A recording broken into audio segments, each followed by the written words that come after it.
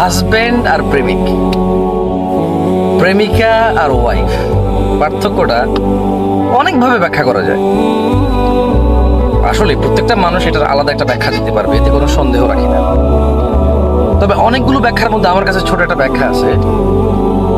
আমার দিনী বোনদেরকে বলতে চাই, হাজব্যান্ডের প্রতি আরো একটু সদয় হতে, একটু কোমল হতে, একটু বোঝার চেষ্টা করতে। হাজব্যান্ডরা কখনোই প্রেমিকের মতো হয় না। একজন প্রেমিক সারাদিন বেকার থাকতে পারে, সারাদিন বেপরোয়া থাকতে পারে, তার উপর কারো জিম্মেদারি নাই, তার উপরে কারো দায়িত্ব নেই। সে 5টা সিম কার্ড চেঞ্জ করে 5 জনের সাথে প্রেমও করতে পারে। এ হচ্ছে একজন প্রেমিক। সে হাজারো মিথ্যা কথা বলতে পারে, কারণ তার প্রেমিকা তার কাছে থাকে না, তাকে অবজার্ভ করার মতো পরিস্থিতি তার প্রেমিকার কাছে থাকে। তাই সে প্রেমিকাকে হাজারভাবে, নানাভাবে, নানা রকম কথা বলে, অবৈধ অন্যায় প্রস্তাব দিয়ে তাকে মাতিয়ে রাখতে পারে ঘন্টার পর ঘন্টা, মাসের পর মাস, ইভেন বছর, যুগ পর্যন্ত পৌঁছে যায়। আমার বোনরা এটা বোঝা উচিত, প্রেমিক কখনো হাজব্যান্ডের মতো হবে না, হাজব্যান্ড কখনো প্রেমিকের মতো হবে না।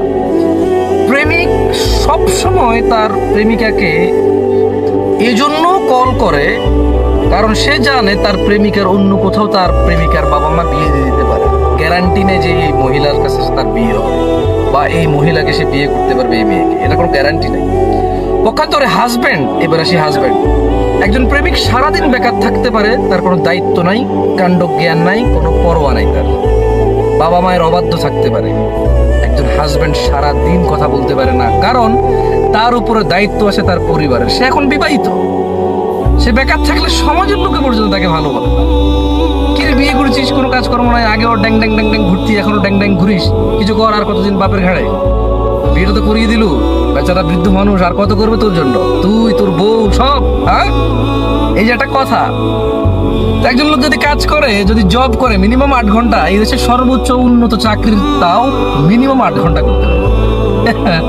8 ঘন্টা যদি চাকরিতে যায়, 8 ঘন্টা যদি ঘুমে যায়, 2 ঘন্টা ট্রানজাকশন আসা যাওয়ার আছে, মধ্যখানে বন্ধু বান্ধব 2-1 ঘন্টা ওখানে চলে যায়, হ্যাঁ, নতুন আত্মীয় স্বজন, আত্মীয়তা, কত কিছু।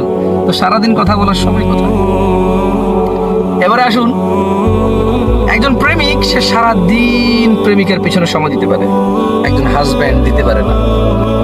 প্রেমিক এমন না যে সে তার প্রেমিকাকে সারাদিন সময় দেয়, মূলত সে গ্যারান্টি রাখে মহিলাটার অন্য কোথাও বিয়ে হয়ে যাচ্ছে কিনা, জানি বিয়ে হয়ে যায় কিনা, বা এই মেয়ে অন্য কারো প্রেমে পড়ে যায় কিনা।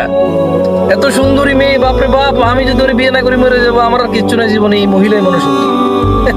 এরকম মনে করে সারাদিন ফোন দেয়, প্রেমিকা ধরে নেয়। আরে বাপরে বাপ, কি কেয়ার আমার, আমাকে জানু মানু বলে, কত কিছু বলে, আমার সারাদিন খেয়াল খুশি রাখে। হ্যাঁ, এই ছেলেই তো ছেলে, এই তো ফেরেশতা, আর কি ছেলে আছে? পক্ষান্তরে একজন হাজব্যান্ড যে কবুল বলে কোনো মহিলাকে ঘরে নিয়ে আসে, সে জানে যে এই মহিলাকে আমি বিয়ে করেছি, সে আমার আমানত, সে আমানতদারি খেয়ানতদারি করবে না। একজন প্রেমিক তার প্রেমিকাকে বিশ্বাস করে না, সারাদিন তাই কল দিয়ে, মানে কখনো বিজি আছে কিনা নাম্বার, অন্য কোন নাম্বারটা বন্ধ কিনা, কার সাথে কথা বলতেছো, বা অন্য কোনো ছেলের প্রেমে পড়তেছে কিনা, একটু আগে যেটা বললাম। কিন্তু একজন হাজব্যান্ড কনফার্ম জানে যে তার বউ ভালো, তার ওয়াইফ সতী, তার ওয়াইফ ইজ্জতওয়ালা পরিবারের মেয়ে, তার ওয়াইফ বুদ্ধিমতী, তার ওয়াইফ খুবই ভালো, নম্র, ভদ্র, তার বাবা মা ঘরে আছে, তার ওয়াইফ ঘরে আছে, সো তার ওয়াইফ অন্য বেটার সাথে কি ভেগে যাবে? সো এই চিন্তা করে হাজব্যান্ডের মন থেকে টেনশন চলে যায়, যেটা প্রেমিকের মনে থাকে। প্রেমিকেরা মনে করে প্রেমিক বুঝি কত কেয়ার করে, সারাদিন কল করে, অথচ প্রেমিক সন্দেহ করে। প্রেমিক নিজের উপরে বিশ্বাস রাখতে পারে না, প্রেমিকার উপরে বিশ্বাস রাখতে পারে না।